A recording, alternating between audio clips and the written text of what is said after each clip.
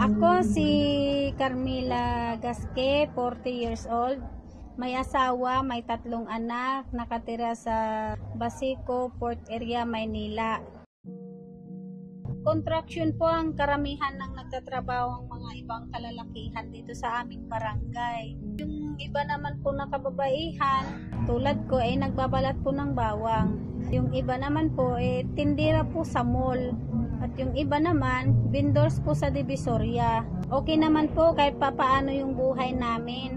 Nakakain po kami ng sapat. Kahit papaano nakakapag-aral naman ng maayos yung mga bata. Nung nagsimula yung ECQ, at sobrang laking problema nito, lalong-lalo na sa mga nagtatrabaho.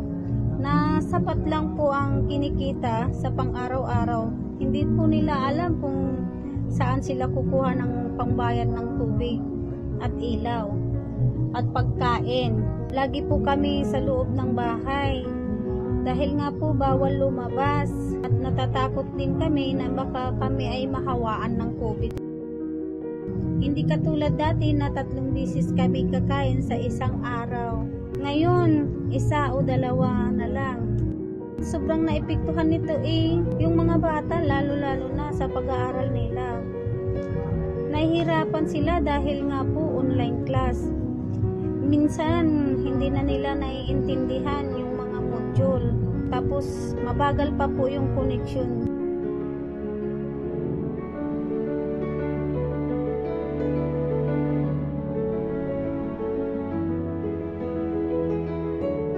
Hindi po naman lahat nakakatanggap po ng ayuda.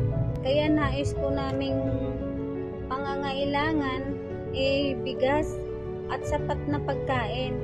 Para po naman mairaos po namin yung ECQ kasi sobrang problema talaga. Sobrang laking na itutulong nito sa amin. Sana mas lalo na pong masanay ang aming isipan at kakayahan. Mahalaga sa amin ang natutunan ng magtatanim ng gulay dahil sa minsan walang pang-ulam.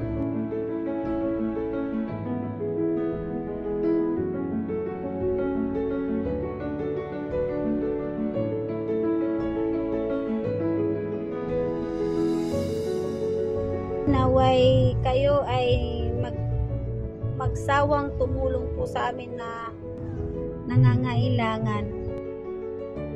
Maraming salamat po and God bless you. Ingat po tayo. As an organization that understands how important health and education are to growth and development, Cardinal Health, in partnership with the Philippine Business for Social Progress, will be undertaking several initiatives that will help the urban poor community in Baseco, Tondo, and Manila gain access to much needed health, nutrition, and education solutions.